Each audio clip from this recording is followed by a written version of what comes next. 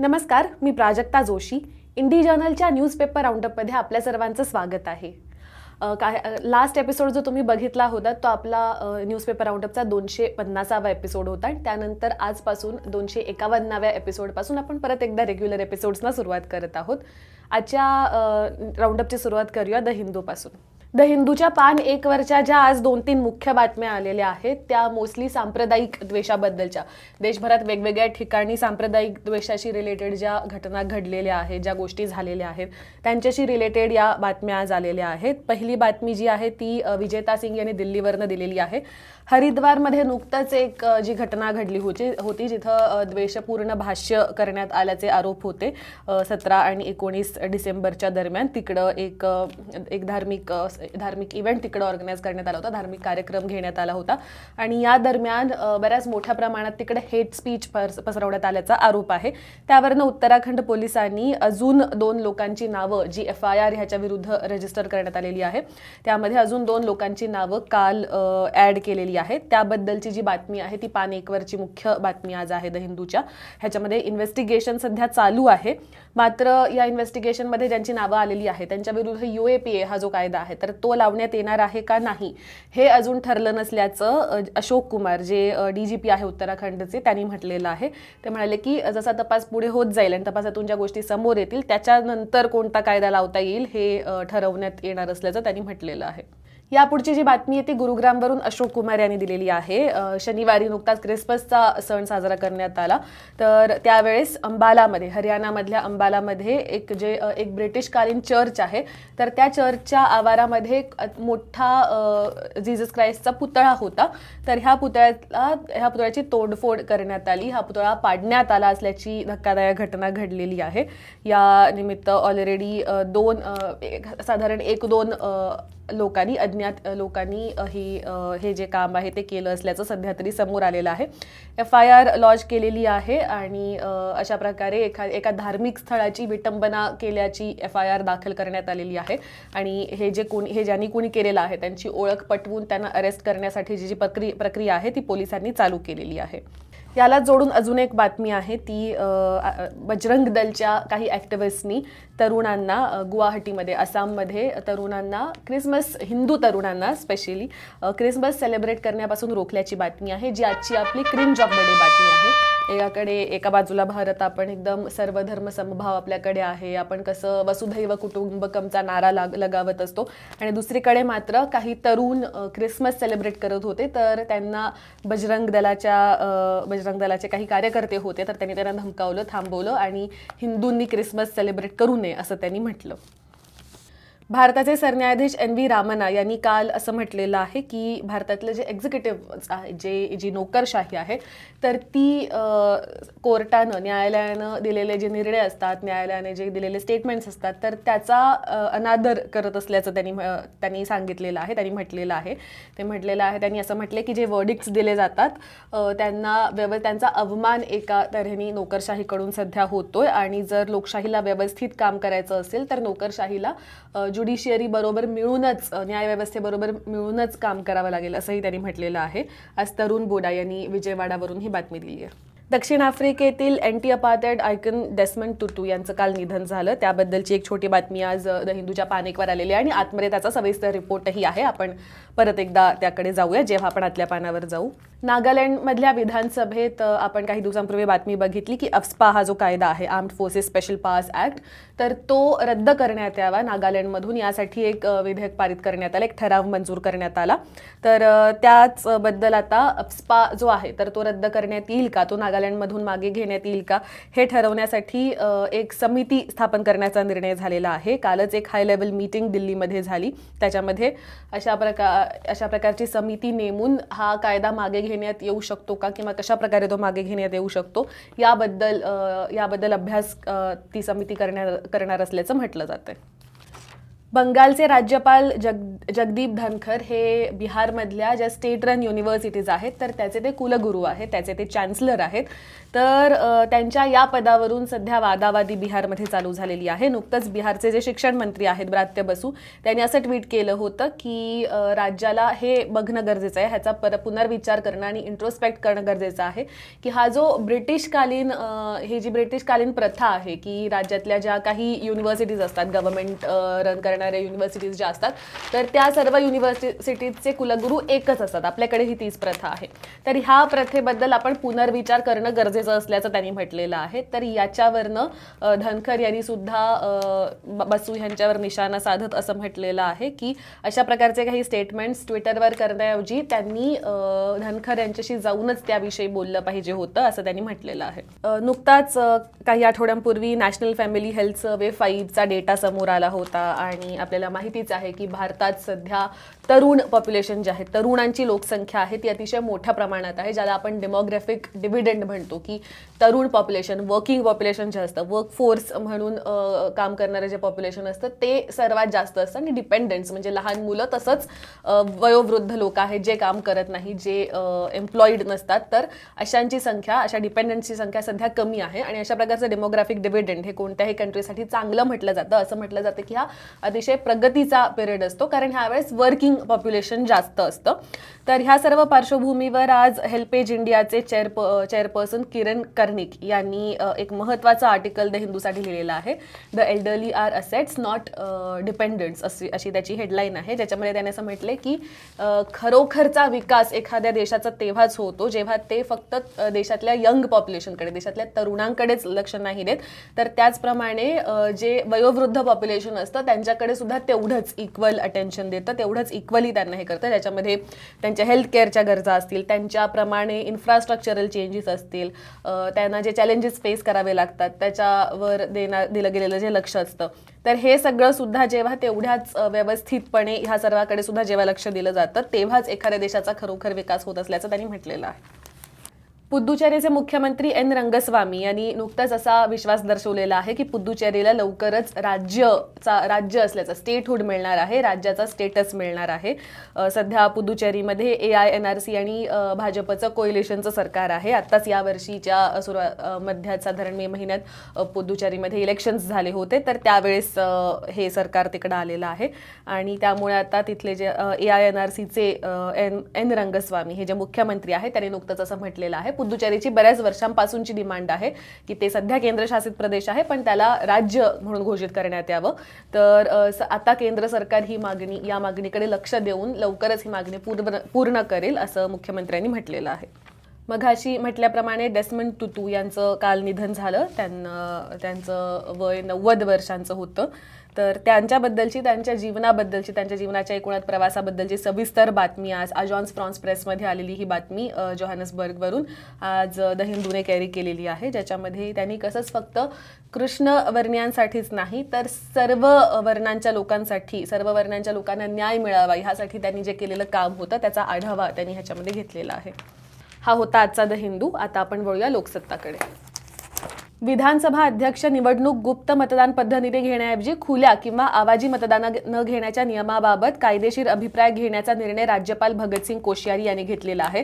आपल्याला माहितीच आहे, आपण 2-4 दिवसांपूर्वी ह्याची चर्चा राऊंडअपच्या दरम्यान सुद्धा केली होती की विधानसभा अध्यक्ष निवडणूक ही जेव्हा आवाजी मतदानाने घ्यावी असं यावेळेस सरकारनं सांगितलं, तर त्यावेळेस विरोधी पक्षनेते आणि सर्व विरोधकांनीच विधानसभेमध्ये बराच गदारोळ केला, वॉकआउट सुद्धा त्यांनी केलं. तर त्यासंबंधित महत्त्वाचा निर्णय हा आलेला आहे आणि राज्यपालांच्या या पावित्र्यामुळे आता विधानसभा अध्यक्ष निवडणूक संकटात सापडली असल्याची बातमी लोकसत्ताच्या पान 1वर आलेली आहे. आपल्याला माहितीच आहे की महाराष्ट्र विधिमंडळाचं जे हिवाळी अधिवेशन चालू आहे सध्या, तर ते कव्हर करण्यासाठी आम्ही इंडी रेडिओ या आमच्या ॲपवर विधानसभा वृत्तांत हा पॉडकास्ट घेऊन येत असतो दररोज. तर यामध्ये नक्की काय काय निर्णय झाले, कोण काय बोललं, काय काय वाद झाले, या सर्वाचा सविस्तर आढावा आम्ही या पॉडकास्टमध्ये घेत असतो. दररोज रात्री हा पॉडकास्ट घेऊन आम्ही तुमच्या भेटीला येत असतो. तर आमचं हे ॲप सुद्धा डाउनलोड करा आणि हा कार्यक्रम ऐकून तुम्हाला तो कसा वाटला हे आम्हाला कळवायला विसरू नका. राज्यात कोरोनाची संभाव्य तिसरी लाट रोखण्यासाठी राज्य सरकारनं नवीन निर्बंध जरी लागू केले असले तरी सुद्धा रुग्णवाढ ही सुरूच आहेत. त्याचबरोबर कालच्या दिवसभरात 1648 कोरोना बाधित राज्यात सापडले आणि त्याचबरोबर ओमायक्रॉनचे अजून 31 रुग्ण सापडले. त्यामुळे सध्या राज्यात चिंतेचं वातावरण आहे. थंडी भरपूर राज्यात सध्या वाढलेली आहे. मात्र परत एकदा राज्यावर पावसाचं सावट आलेलं आहे. मराठवाडा आणि विदर्भात गारपीट तसंच उत्तर महाराष्ट्रात पावसाची शक्यता वर्तवण्यात आलेली आहे. कोकण विभागात मात्र हवामान कोरडं राहील असा अंदाज हवामान विभागानं व्यक्त केलेला आहे. सांगलीहून आज लोकसत्ताच्या पानेकच्या अँकरसाठी महत्त्वाची बातमी आलेली आहे. नुकताच हळदीवर 5% GST लागू झाला होता आणि हा GST लागू झाल्यामुळे व्यापारी वर्गात सध्या अस्वस्थता निर्माण झालेली आहे. त्यामुळे हळद हा शेतीमालच असल्याचं सांगून हा GST मागे घेण्यासाठी व्यापारी वर्ग प्रयत्नशील आहे. सांगलीतील हळद बाजारपेठ मोठी असून दरवर्षी तिकडे हजारो कोटींची उलाढाल हळद व्यापारात होते. सांगलीचे हळद अडते नितीन पाटील यांनी हळदीवर GST लागू होतो का अशी विचारणा GST आयुक्तांकडे फेब्रुवारी 2020 मध्ये केली होती. यावर हळद वाळवून पॉलिश करून मग ती बाजारात आणली जात असल्यानं 5% GST लागू असल्याचं 2 दिवसांपूर्वी GST आयुक्तांकडून कळवण्यात आलं होतं. सलग 3 दिवस पुणे शहरात कोरोनाचे 100च्याहून जास्त रुग्ण सापडल्याने पुण्यात सध्या चिंतेचं वातावरण पसरलेलं आहे. रविवारी शहरात 132 रुग्णांना कोरोनाचा संसर्ग झालाय. शनिवारी 149 रुग्ण सापडले होते तर शुक्रवारी 120 नव्या रुग्णांना कोरोनाचं निदान झालं होतं. जोरदार हिमवृष्टीमुळे शेकडो पर्यटक सिक्कीममधल्या चांगू तळ्याजवळ अडकून पडले होते. लष्करानं या ठिकाणी सध्या बचाव मोहीम चालू केलेली आहे. मार्केट यार्डातील घाऊक बाजारात मागणी वाढल्यामुळे हिरवी मिरची, ढोबळी मिरची, फ्लॉवर, वांगी या फळभाज्यांच्या दरात 10 ते 20% वाढ झाली असल्याची माहिती व्यापाऱ्यांनी दिली असल्याचं आज लोकसत्ताच्या पुणे दिनांक या पानावरच्या बातमीमध्ये आलेलं आहे. लोकसत्ताच्या या पानावर ॲक्च्युली बऱ्याचदा फळभाज्या, पालेभाज्या ह्या सर्वांच्या दरांबद्दलची बातमी प्रॉमिनंटली कॅरी केली जाते. बऱ्याचदा ह्या सर्व ग्राफिक्ससुद्धा त्याच्यामध्ये असतात, रेट्स व्यवस्थित दिलेले असतात आणि व्यवस्थित रेग्युलरली या बातम्या ह्या पानावर येत असतात. घाऊक बाजारात गेल्या आठवड्याच्या तुलनेत फळभाज्यांची आवक कमी झालेली आहे आणि त्यामुळं दर वाढल्याचं दिसून आलेलं आहे. त्याचबरोबर पापलेट, सुरमई, रावस, हलवा ह्या सर्व माशांच्या दरात सुद्धा वाढ झाली असल्याचं दिसून आलेलं आहे. नाताळ तसंच नववर्षांमुळे हॉटेल व्यावसायिकांकडून या माशांची मागणी वाढलेली आहे आणि त्यामुळे हे दर वाढलेले आहेत.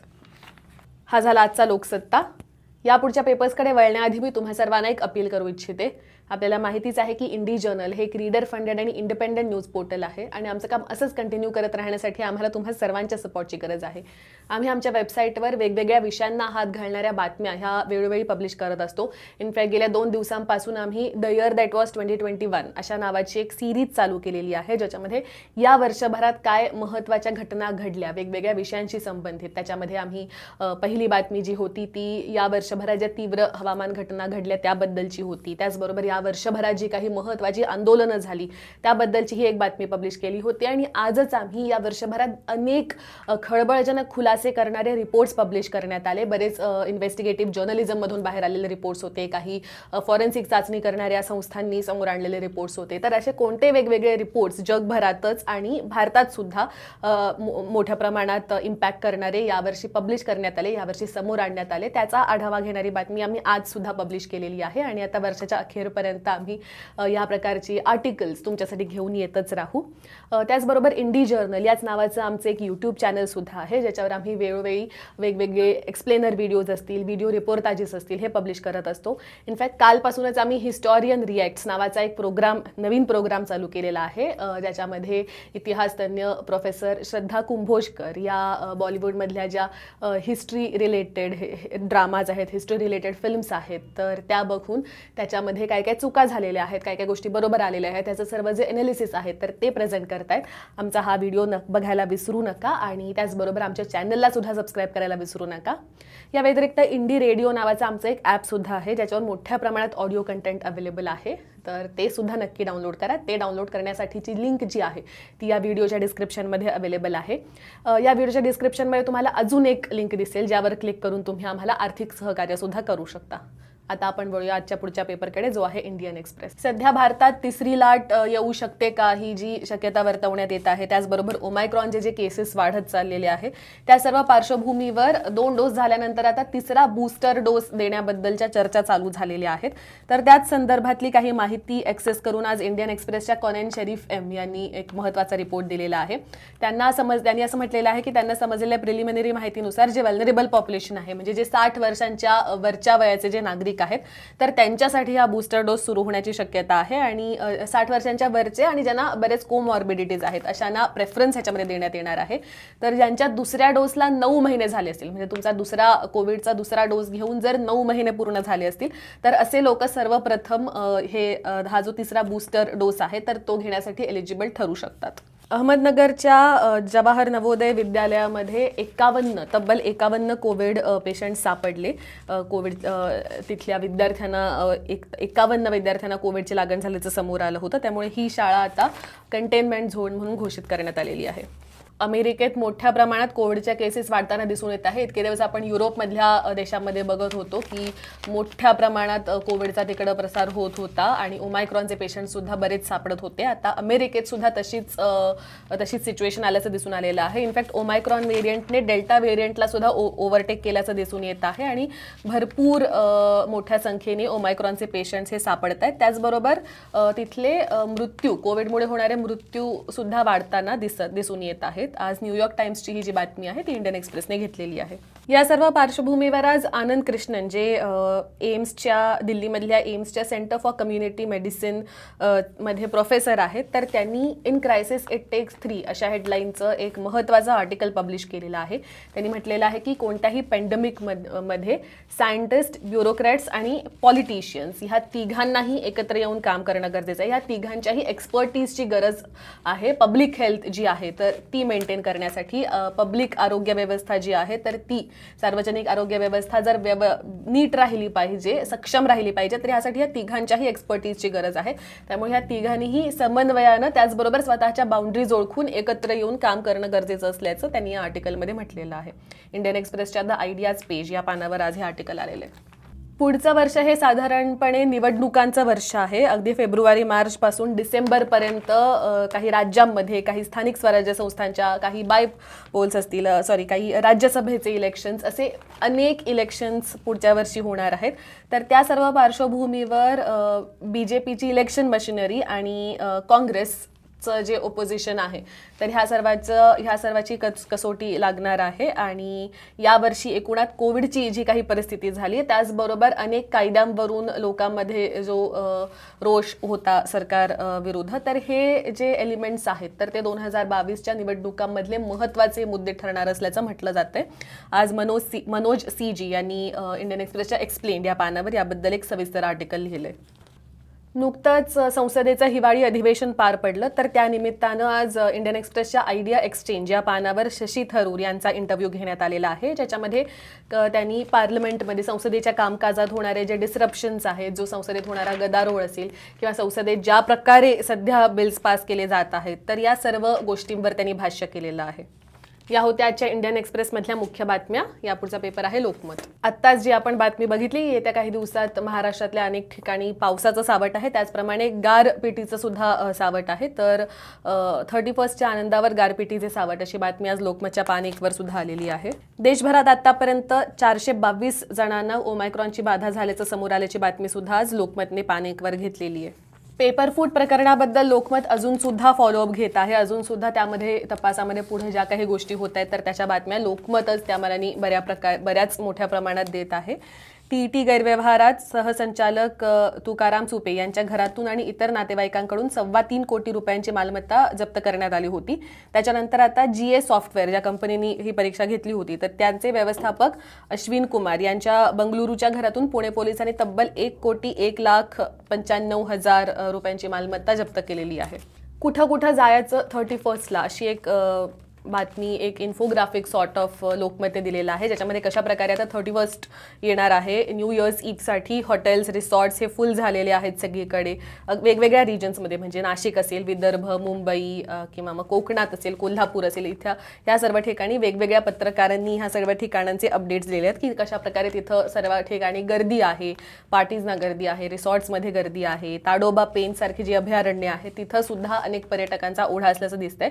मात्र परदेशातले बुकिंग्स ओमायक्रॉनच्या पार्श्वभूमीवर सध्या त्या मानाने रद्द झाले असल्याचं दिसून आलेलं आहे. दिव्यांगत्व प्रमाणपत्र काढताना नागरिकांना अनेक दिव्यांचा सामना करावा लागत असल्याची बातमी आज प्रज्ञा केळकर सिंग यांनी लोकमतच्या हेलो महापुणे या या पुरवणीच्या पान 1 साठी दिलेली आहे. त्यांनी असं म्हटलेलं आहे की दिव्यांगत्व प्रमाणपत्र काढण्यासाठी जाऊन त्या नागरिकांना जे आहे ते बराच वेळ त्यांना थांबावं लागतं. इझिली ती काही प्रोसेस कंप्लीट होत नाही. केस पेपर काढण्यासाठी स्वतंत्र खिडकी नाहीये. प्रवर्गनिहाय दिवस निश्चित नसल्यामुळे सर्व प्रकारच्या दिव्यांगाची एकाच दिवशी गर्दी होते किंवा मग बऱ्याचदा त्यामध्ये हे प्रमाणपत्रांमध्ये जे काही मेन्शन केलेलं असतं तर त्यामध्ये सुद्धा इरेग्युलॅरिटीज येतात. तर ह्या सर्वांमुळे जे नागरिक आहेत, तर जे अपंग नागरिक आहेत, त्यांना बऱ्याच अडचणींचा सामना करावा लागतो. हा होता आजचा लोकमत आणि याचबरोबर इंडी जर्नलचा आजचा न्यूजपेपर राऊंडअप सुद्धा आम्ही इथंच थांबवत आहोत. दररोज आमचा राऊंडअप बघत राहण्यासाठी आम्हाला फेसबुकवर नक्की फॉलो करा. त्याचबरोबर इंडी जर्नल हे आमचं जे यूट्यूब चॅनल आहे ते सुद्धा नक्की सबस्क्राईब करा आणि इंडी रेडिओ हे आमचं ॲप डाउनलोड करायला विसरू नका. धन्यवाद.